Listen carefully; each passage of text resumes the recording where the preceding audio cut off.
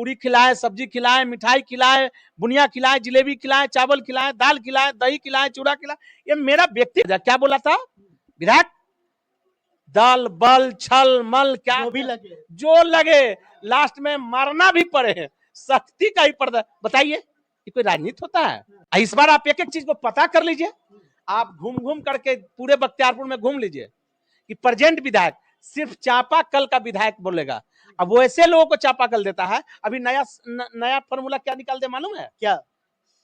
जो लोगों का सामुदायिक भवन उनके फंड से बहुत पहले दिया गया था या किन्हीं के फंड से दिया, उन लोगों को अपने वोट लेने के लिए अपने फंड से 2-2 2.5 लाख रुपया दे करके वोट। मैं वैसे लोगों से कहता हूं, मैं हाथ जोड़ के कह रहा हूं कि निश्चित रूप से आप वैसे व्यक्ति को वोट मत दीजिएगा। अंदर मोदी जी का कार्यक्रम था, नीतीश कुमार जी का कार्यक्रम था, चिराग पासवान जी का कार्यक्रम था, उपेंद्र कुशवाहा जी का था, जीतन राम मांझी जी का कार्यक्रम।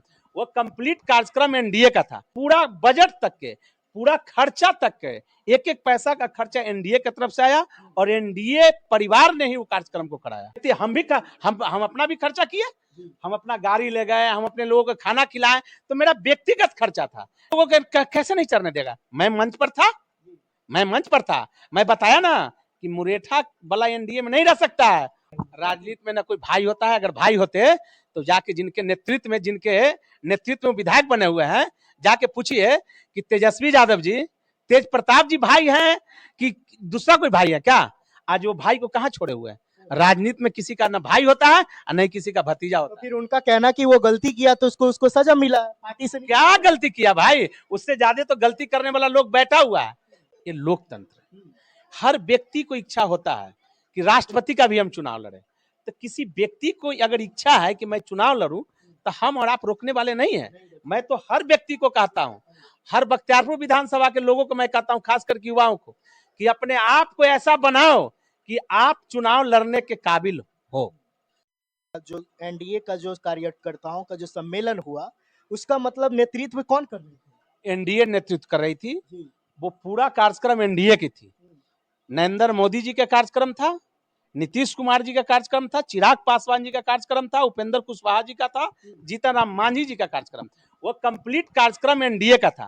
कार्यक्रम कराने के लिए वहां से हम लोग का प्रभारी आते हैं और प्रभारी के द्वारा वो कार्यक्रम कराया जाता है। ठीक है ना? तो नेतृत्व कोई भी कर सकता है, लेकिन पूरा बजट तक के, पूरा खर्चा तक के, एक एक पैसा का खर्चा एनडीए की तरफ से आया और एनडीए परिवार ने ही वो कार्यक्रम को कराया। उधर लल्लू मुखिया जो दावा करते हैं कि हम जो है इतना 1000 रुपया खर्चा किए। कोई फिर हम आपको बताए ना, किसी के ताकत नहीं कि कोई खर्च कर सके। एनडीए के कार्यक्रम में एनडीए का पैसा आता है, किसी व्यक्ति विशेष का खर्चा नहीं होता है। किसी व्यक्ति हम अपना भी खर्चा किए, हम अपना गाड़ी ले गए, हम अपने लोगों को खाना खिलाए, तो मेरा व्यक्तिगत खर्चा था। लेकिन कार्यक्रम में किसी का खर्चा नहीं था। व्यक्तिगत हम अपने कार्यक्रम में ले जाने के लिए हम अपने कार्यकर्ता को ले गए, हम उसको पूरी खिलाए, सब्जी खिलाए, मिठाई खिलाए, बुनिया खिलाए, जिलेबी खिलाए, चावल खिलाए, दाल खिलाए, दही खिलाए, चूड़ा खिलाए।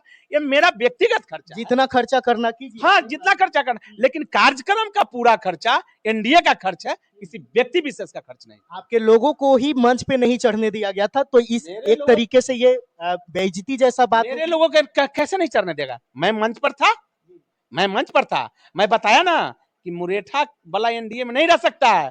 और लाठी चलाने वाला और पोस्टर फाड़ने वाला और पोस्टर को रोकने वाला और दलित और महादलितों को अपमान करने वाला एनडीए में नहीं रह सकता है। वर्तमान जो विधायक है सर, उनसे हमने सवाल किया आपके बारे में, तो वो कहे कि हमारा ही भाई है, अभी बिछड़ गए हैं, ये चुनाव के बाद वो भी हमारे साथ आ जाएंगे। राजनीति में ना कोई भाई होता है। अगर भाई होते तो जाके जिनके नेतृत्व में विधायक बने हुए हैं, जाके पूछिए कि तेजस्वी यादव जी, तेज प्रताप जी भाई हैं कि दूसरा कोई भाई है क्या?